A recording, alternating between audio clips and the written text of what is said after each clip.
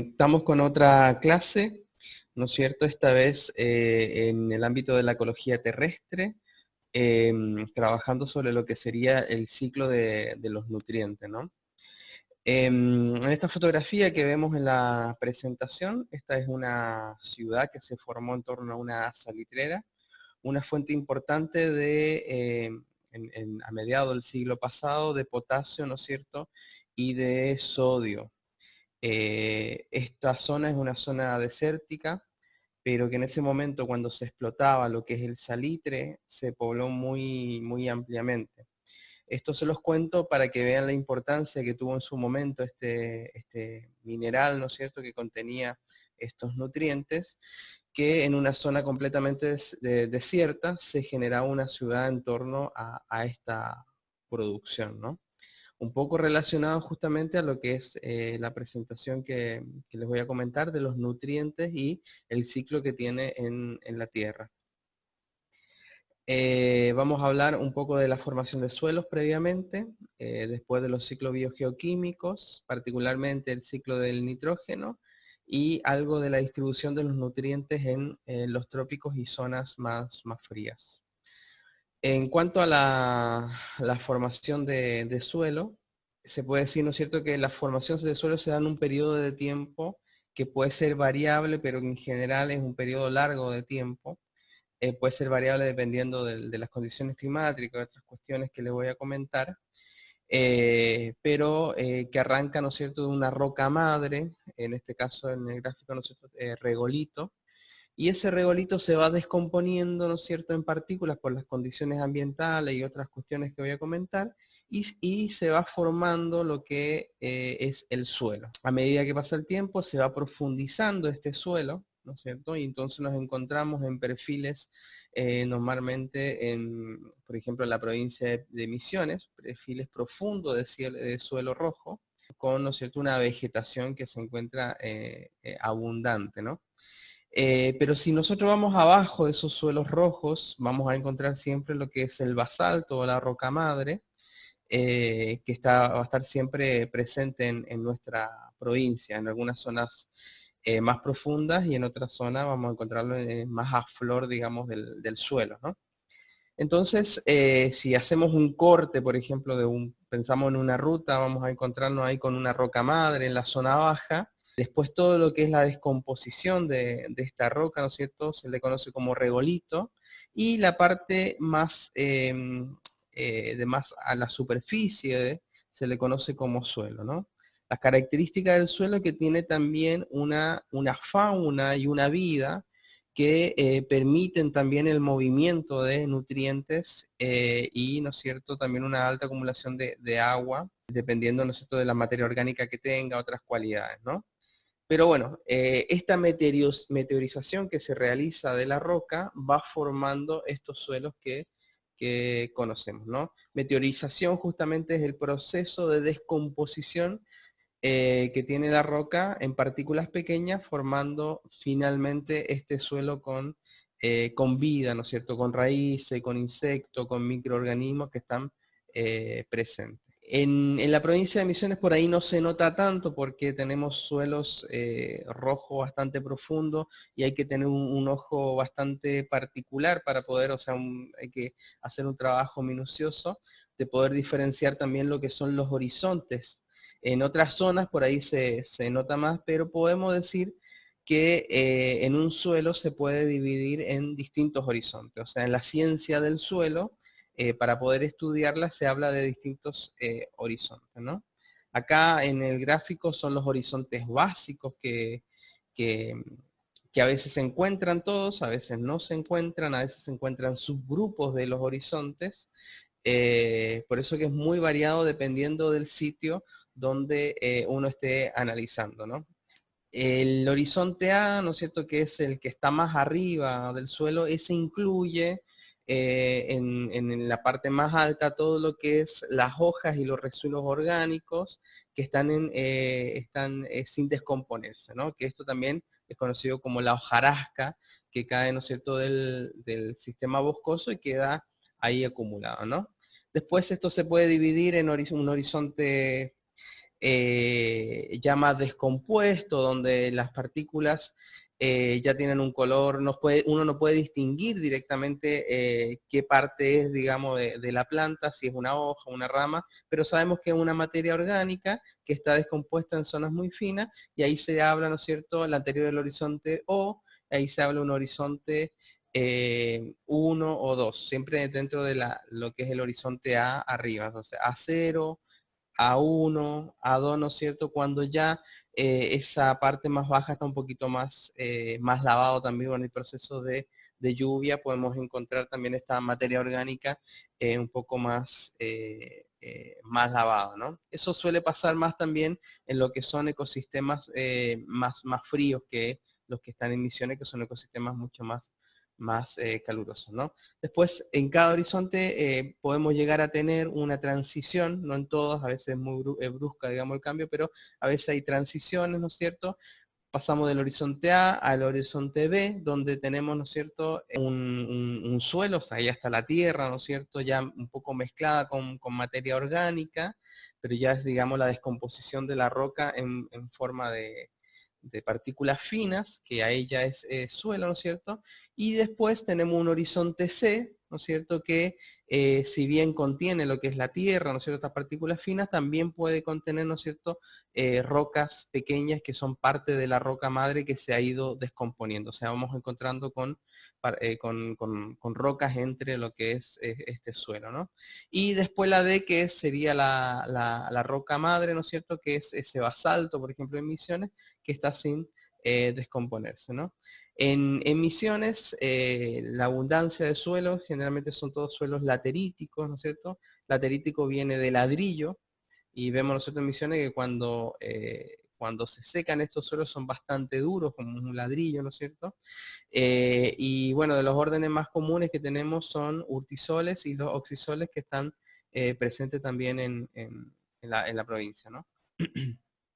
Ahora, este proceso de descomposición de la roca que le da origen al suelo va a variar dependiendo de distintos factores que están afectando, ¿no es cierto?, al sitio, ¿no es cierto?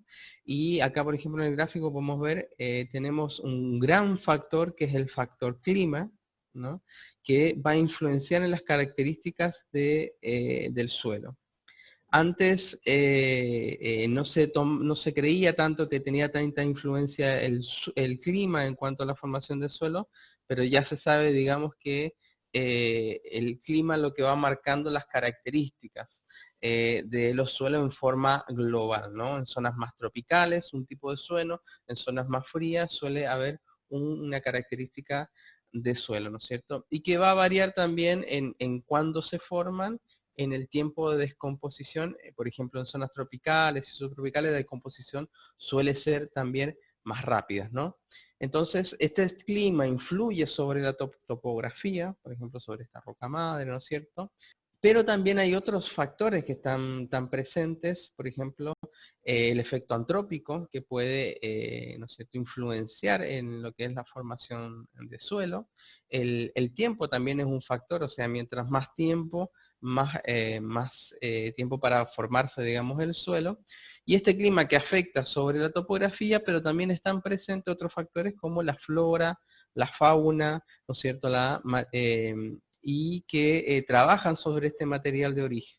La topografía también es importante. En zonas altas, por ejemplo, suele ser más delgados los suelos, donde si son, por ejemplo, zonas mucho más altas, como las zonas cordilleranas, las temperaturas también son menores.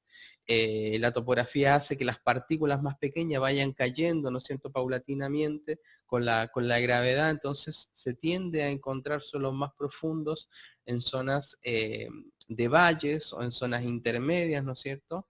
Pero en las zonas altas de cordillera, o en el caso, por ejemplo, de Misiones, zonas altas, de lomas altas, por ejemplo, suele haber también un afloramiento de roca, o también un suelo, ¿no es cierto?, más delgado, ¿no?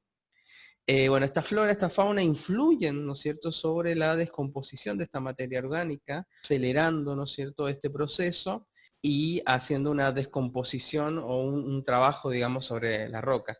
Si recordarán, ¿no es cierto?, lo que es la sucesión vegetal, por ejemplo, las primeras en una sucesión primaria, las primeras especies que aparecen son líquenes, por ejemplo, en zonas andinas o en zonas más restrictivas, que son los que van trabajando y de a poco van también rompiendo esta piedra de roca madre y formando también el suelo. Entonces, después van ocurriendo en la sucesión, otras especies que van también haciendo este trabajo, ¿no es cierto?, de transformar y generar el suelo, ¿no? Entonces, hay un proceso de meteorización, ¿no es cierto?, de esta materia que lo hace a través de la fauna también participa, ¿no? Bueno, y eso ahí en el gráfico, por ejemplo, se habla un poco por un lado del cuerpo húmico, ¿m? Que es justamente la que tiene la influencia, la flora, la fauna, y después el cuerpo mineral que viene de la roca, ¿no? Y todo esto va a generar estructuras distintas dependiendo también eh, digamos, de todo este panorama que forman, por ejemplo, estructuras que son que contienen más humedad, por ejemplo, si hay mucha más materia orgánica, a lo mejor haber una menor participación del cuerpo húmico, una mayor participación del cuerpo mineral, ¿no es cierto? Se encuentran suelos, por ejemplo, más arenosos. Un suelo más arenoso tiene una buena participación, por ejemplo, del cuerpo mineral, ¿no? Todo este proceso, ¿no es cierto?, que se va dando con el suelo, va generando distintas características. Entonces, los suelos son distintos, hay toda una, ¿no es cierto?, una ciencia que trabaja sobre los suelos y una clasificación de suelos que es muy, muy particular y una disciplina bastante interesante y muy amplia, que incluye, ¿no es cierto?, en estas características del suelo la cantidad de sales que tiene, por ejemplo, la cantidad de proporción de arcillas, de arena, de limo, ¿no es cierto?, la cantidad de sustancias orgánicas que tiene, qué cantidad de nutrientes, macronutrientes, micronutrientes que tiene, ¿no es cierto? Eh, todo esto son características que van generando, ¿no es cierto?, el suelo. Y todo esto se conoce, ¿no es cierto?, con estas características, ¿no es cierto?, con esta unidad de suelo se conoce como el pedón. Entonces el pedón de alguna forma es esta unidad de suelo que engloba estas características particulares, ¿no? Dentro también del suelo, en la parte alta, ¿no es cierto?, que estábamos viendo en el horizonte O, en el horizonte E1, ¿no es cierto?, es la presencia del edafón. El edafón justamente es la presencia de vida en el suelo, que está dividida dependiendo del tamaño de los seres vivos que están presentes, en macrofauna, mesofauna y megafauna, ¿no es cierto? Entonces, bueno, ahí vemos en el gráfico, por ejemplo, una clasificación, pueden haber variantes dependiendo de por ahí la literatura, pero en general creo que esto es lo que se mantiene en cuanto al tamaño, con una microfauna menor, a 0,2 milímetros, ¿no es cierto?, donde están presentes los nemátodos, los protozoarios, ¿no es cierto? Después tenemos la mesofauna, que va entre 0,3 a 2 milímetros, que son ácaros, colémbolos, que son muy importantes y mucha presencia y también en misiones. Y después tenemos, ¿no es cierto?, microfauna, mesofauna y la macrofauna, más de 2 milímetros, que están los lombrices, los escarabajos, los caracoles, las termitas, que hacen el proceso más macro de descomposición de las hojas y ramas que van cayendo, digamos, al suelo.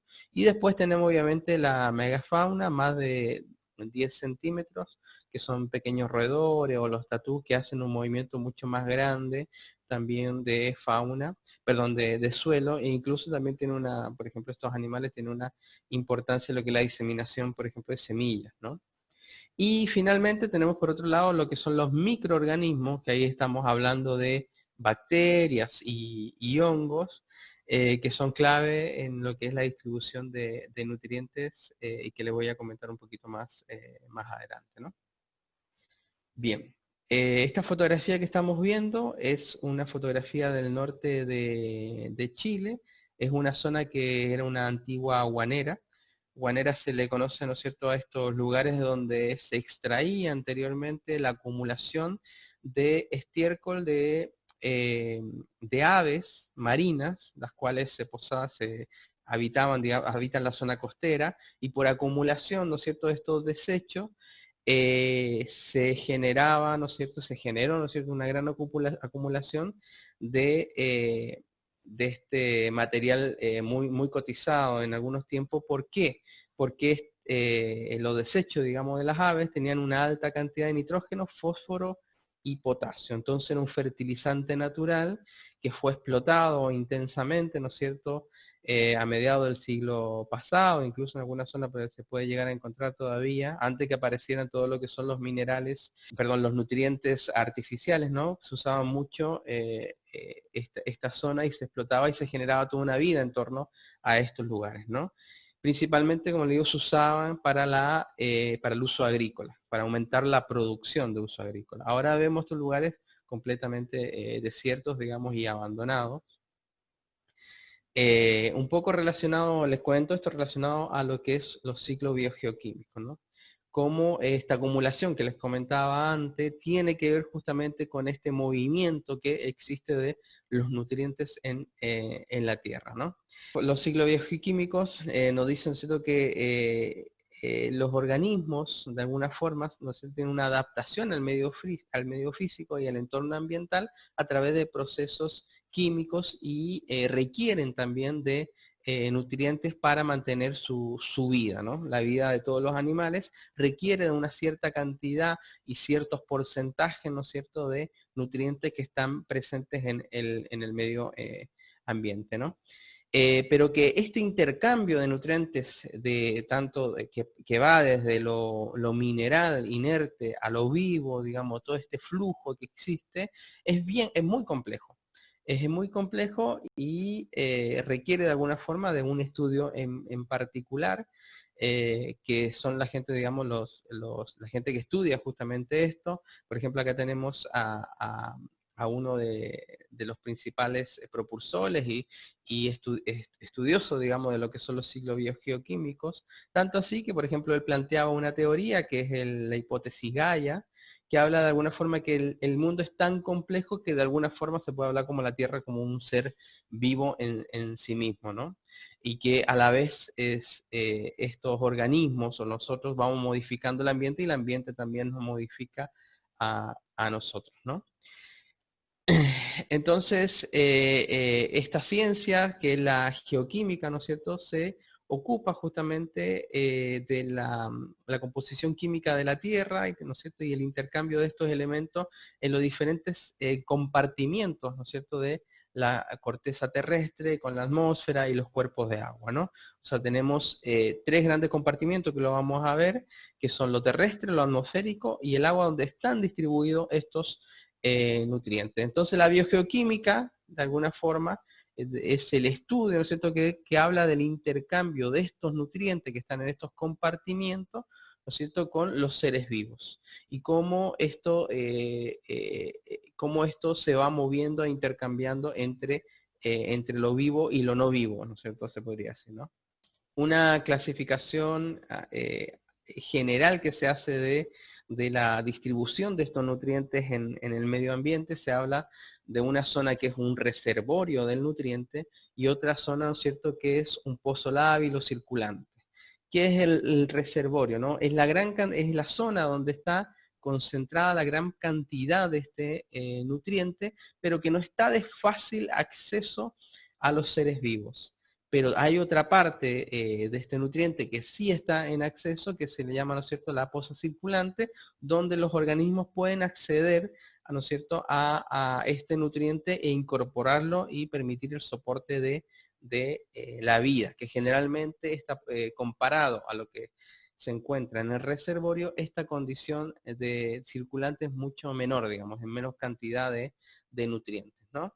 Entonces este ejemplo que tenemos aquí, un gráfico, ¿no es cierto?, muestra cómo de alguna forma estos nutrientes circulan a través de los procesos de los autótrofos, de los seres vivos, ¿no es cierto?, autótrofos, que generan, ¿no es cierto?, que necesitan a través de la luz, absorben, ¿no es cierto?, lo que son los nutrientes de esta poza circulante, ¿no es cierto?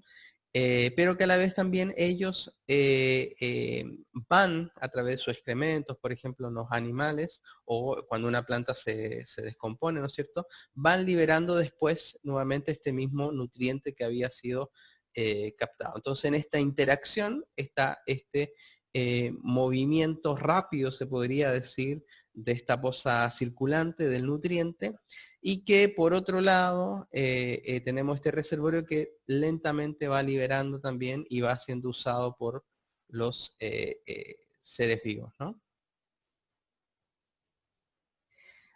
Una cosa importante,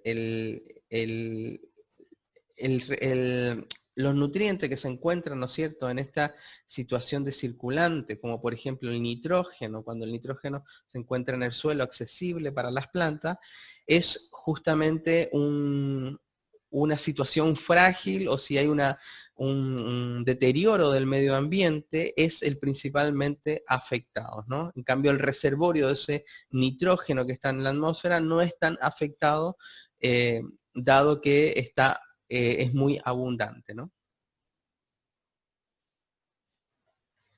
Bien, entonces, un poco de estos tres compartimientos, tenemos como hablábamos, el gaseoso, en la parte de agua también, y en la hidrosfera tenemos, en forma de gas también, pero en la hidrosfera, nutrientes, y también tenemos en los sedimentos, en la corteza terrestre, estos nutrientes. Hay nutrientes que están presentes en la parte gaseosa, y no están presentes, a lo mejor, o están en menor medida presentes en lo que es sedimentario en la corteza, o algún otro que no está en una etapa gaseosa y se encuentra totalmente en situación de sedimento. Por ejemplo, los que son gaseosos o que tienen una parte, digamos, de su ciclo en estado gaseoso, el carbono, el nitrógeno y el oxígeno, están en forma abundante en lo que es la atmósfera, ¿no? Eso podemos decir que es el reservorio, digamos, de estos nutrientes, ¿no? Pero hay otros nutrientes como el fósforo y el hierro que no se encuentran en forma de gas y están solamente presentes en el compartimiento terrestre o en la hidrosfera, ¿no es cierto? Referido a esto, los nutrientes que se encuentran más abundantes, o sea, en un estado gaseoso, eh, no son tan afectados por por las condiciones que genera el ser humano, no tanto como como el fósforo y el hierro, que son, si están acumulados en zona de mineral, por ejemplo, puede ser explotado y agotado. ¿Mm? En cambio, los otros están más presente de forma más global, como decir que están más amortiguados en cuanto al deterioro ambiental que los que son puramente terrestre. El ecosistema boscoso, pensemos por ejemplo en un árbol particularmente, acá hay un estudio súper interesante que hicieron, ¿no es cierto?, en una plantación donde dividieron lo que fue la madera, la corteza, la copa y las acículas, y midieron dónde estaban presentes o cómo estaba distribuido en estas distintas partes del árbol, ¿no es cierto?, los nutrientes.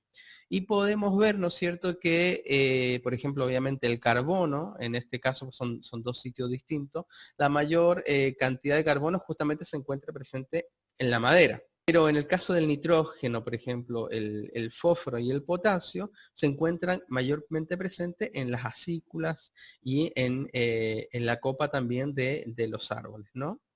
Entonces, esto es importante porque cuando, por ejemplo, hay tipos distintos de manejo que se hacen en los ecosistemas boscosos, por ejemplo, donde muchas veces se saca el árbol completo.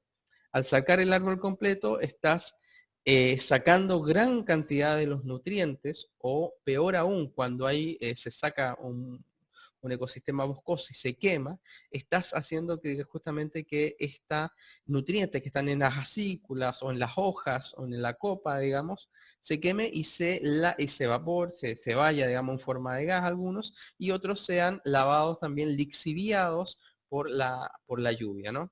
En cambio, solamente la extracción de la madera y dejando justamente desechos en el lugar, se está dejando todavía una gran cantidad de nutrientes, sobre todo los que estamos viendo que son muy escasos, ¿no es cierto? O que son de difícil acceso también para las plantas, que implican y que influyen en el crecimiento, que es el nitrógeno, el fósforo y el potasio, ¿no?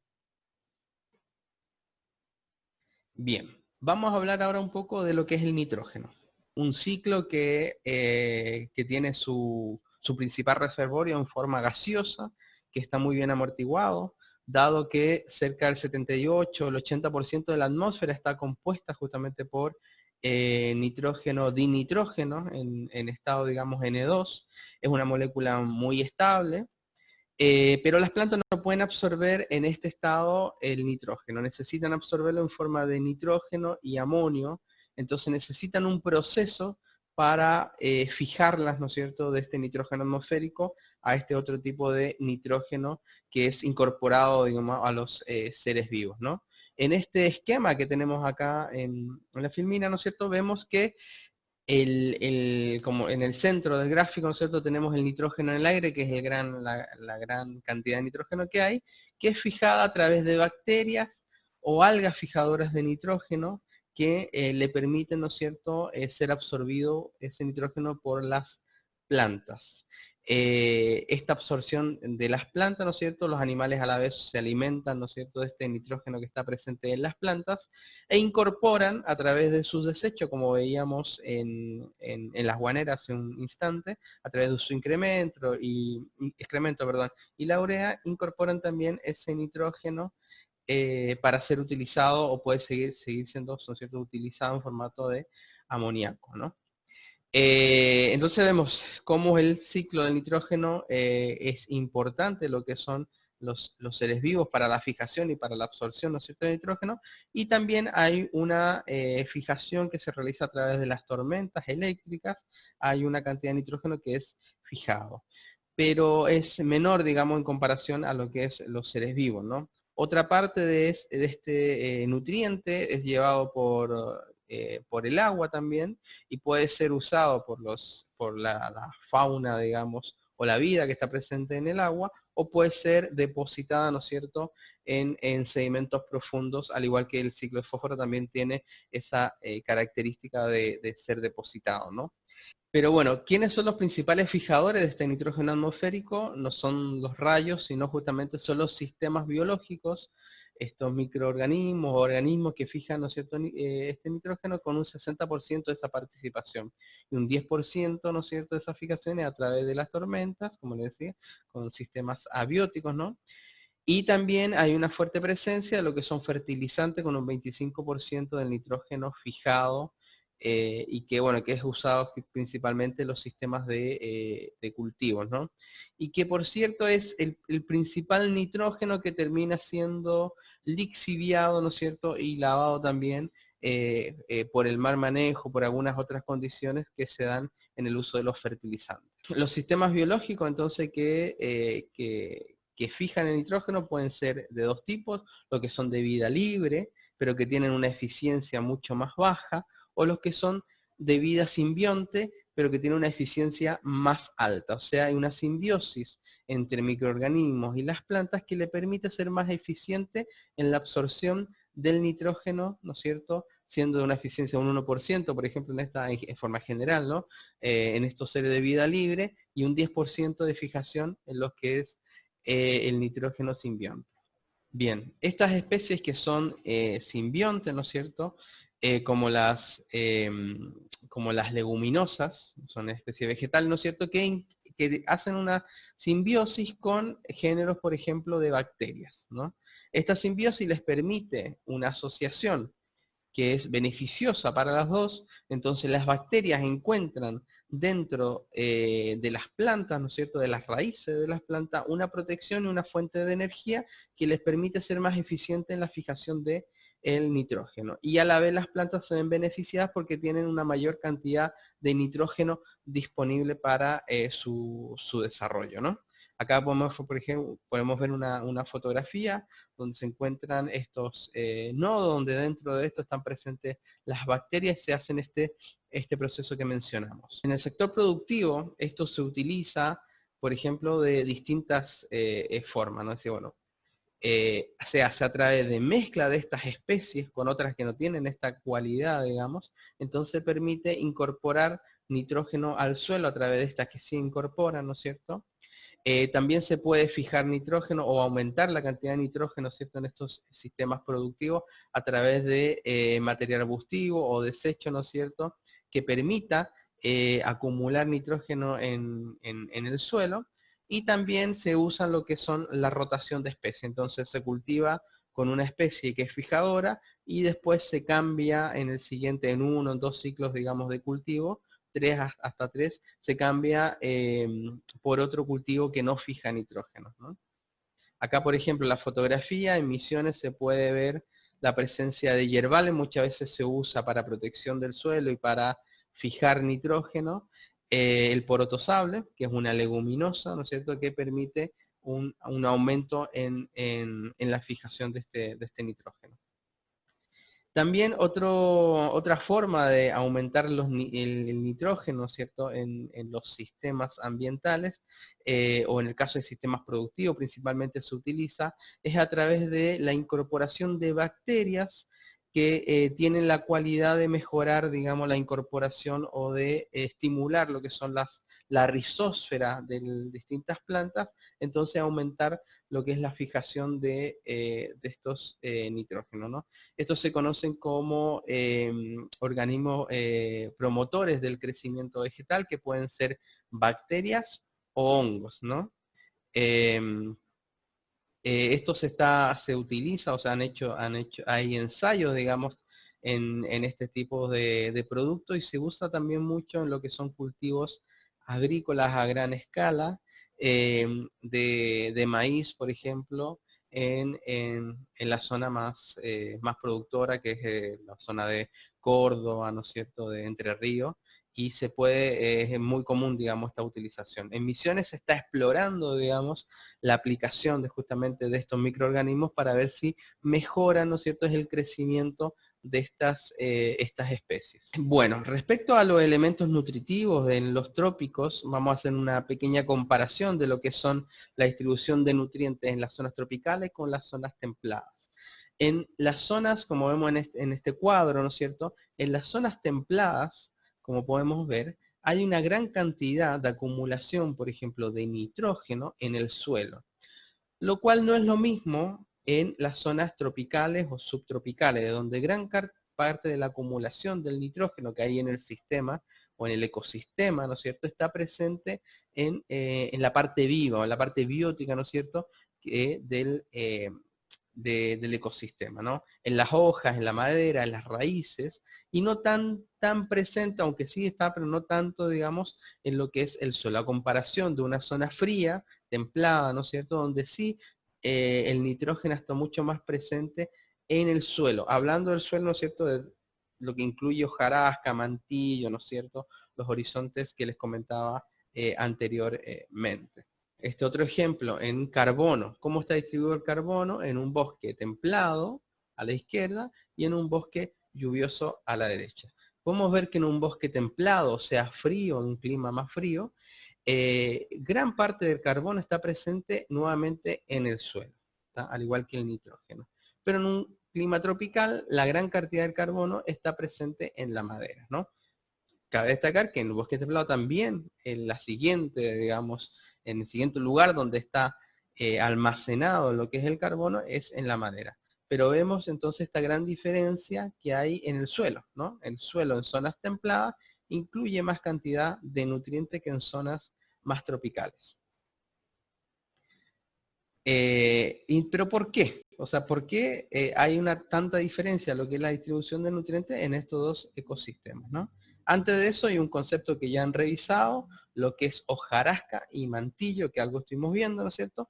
La hojarasca, ¿no es cierto?, son partes de hojas, de rama que se pueden ver y que están sobre el suelo, que cumplen, ¿no es cierto?, varias funciones. entre ellas protección del suelo, lugar donde viven, digamos, distintos microorganismos, o macrofauna, mesofauna, ¿no es cierto? Y después el mantillo, que ya es lo que está abajo, digamos, de esto, que es la pequeña acumulación o que se va descomponiendo, ya no es, no es tan fácil de identificar si es una hoja o una rama, o sea, ya está más descompuesto, y se conoce nosotros como mantillo, ¿no? Entonces, en este otro cuadro donde hay una diferencia en 3 lugares en una zona tropical, en una zona más templada, más al sur, y después en una zona mucho más al sur y más fría, podemos ver la cantidad de hojarasca, ¿no es cierto?, que cae en un ecosistema. Acá se hace un promedio de 2 a 3 estudios que se realizaron, y en promedio podemos ver que en zonas tropicales, por ejemplo, la cantidad de hojarasca que se acumula es muy distinta a la cantidad de hojarasca que se produce, perdón, que se produce, no que se acumula, que se produce en una zona más fría. Entonces, en zonas tropicales, la producción de hojarasca es mucho mayor. Estamos hablando, por ejemplo, de casi 10 toneladas por hectárea al año de hojarasca, comparado en una zona más fría, donde la producción de hojarasca, ¿no es cierto?, llega a 2 toneladas, ¿no? A la derecha tenemos rango en los que varían, ¿no es cierto?, estos estudios. Entonces, la producción de hojarasca a medida que se va hacia el sur, a zonas más frías, es mucho menor. Pero, como hablábamos anteriormente, los nutrientes van en sentido contrario. Entonces, repetimos, la materia seca producida por los bosques del mundo disminuye, la producción disminuye desde los trópicos a los polos, pero la acumulación en el piso de esta hojarasca y de este mantillo después, ¿no es cierto?, en el piso general, aumenta en el mismo sentido. ¿Está? ¿Por qué se da esto? Porque en las zonas tropicales existe una gran cantidad de fauna, ¿no es cierto?, del edafón que está presente en el suelo, que hace que estos nutrientes, al caer al suelo, rápidamente se incorporen al sistema. ¿Está? Tanto lo carbono como nitrógeno, otros nutrientes que están presentes, ¿no es cierto?, en las hojas, en las ramas o en los mismos árboles que caen, ¿no es cierto?, son descompuestos rápidamente y son incorporados al sistema vivo. ¿Está? A diferencia de una zona más fría, más al sur, por ejemplo, en este caso de hemisferio sur, si vas más al sur y más frío, entonces hay una producción menor, pero los microorganismos también tienen una actividad menor. Entonces, la descomposición, ¿no es cierto?, de esto es mucho menor y se va acumulando esa materia orgánica, porque los microorganismos no llegan, digamos, a descomponer totalmente y a incorporarla nuevamente al sistema, ¿no? Otros seres que muchas veces no le damos importancia, pero que también pueden llegar a tener un factor importante, por ejemplo, son los líquenes presentes en los árboles, y ellos también hacen una fijación de ciertos nutrientes, ¿no?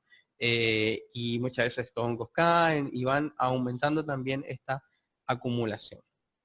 Bien, antes de pasar al final, quisiera entonces destacar un poco este punto que estábamos hablando recién.